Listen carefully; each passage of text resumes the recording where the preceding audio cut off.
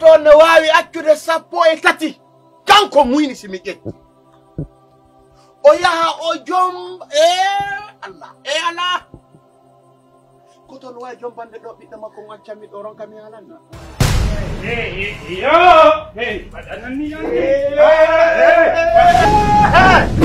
Illahi wallahi personne ne sort. You don't throw me minalion. En coulisses, gitte mon no wailito, gitane no pallito. On est en tranquille, hein? Laissez-moi.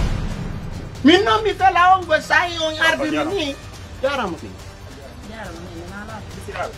Mi sai ni tilange sirabe simi benti ke ma hunde to alqur'ana. Yara non ko jiye kadi e firogoy. Jode moƴƴe anani mi wi si a je yewri lance hakkune ngella simi benti ke ma lakdari on heja. Ala kiltasa. Gale de la biru ala enseni ke petitela se biru. Hey.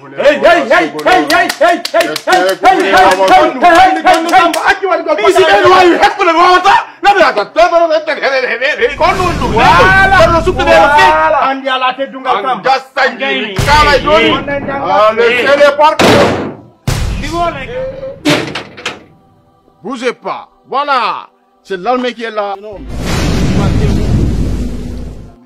À la maison, regardez-moi le vieux con là. Attendez, il y a mon adichet là. Wambo, et Allah, le monsieur là, il ne vient pas. Laissez-moi, je vais. Laissez-moi quoi? Laissez-moi, je vais. Je vais garer votre derrière. L'armée est là.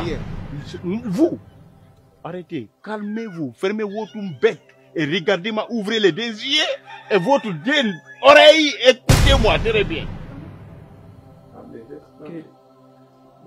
Kono susirɗa yaltugol ɗo Mariama yaha e ɗum ɗo a haalanal nam mi alan noon de nde ñande kono mi yeƴƴiti mi ndaari mi tawi hade on daani ke ñande ne warno ɗon kam mi alan noon kono tarɗon daanade